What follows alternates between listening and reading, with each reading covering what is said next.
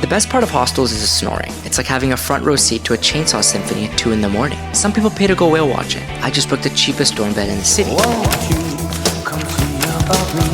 And you might say, Numbin, that's judgy. What if it's a medical condition? In that case, go get it treated. There's a whole buffet of options out there. Or you might say it's a hostel. You know what you're getting into. Yeah, I thought I was sharing a room with a human, not an industrial-grade construction machine. Look, I love hostels. Cheap, great community, you meet people from everywhere. But the snorers really get to me. They should have a separate room just for them. Oh, and if your alarm rings in the morning, you get 3 rings before I'm legally allowed to frisbee your phone out the window.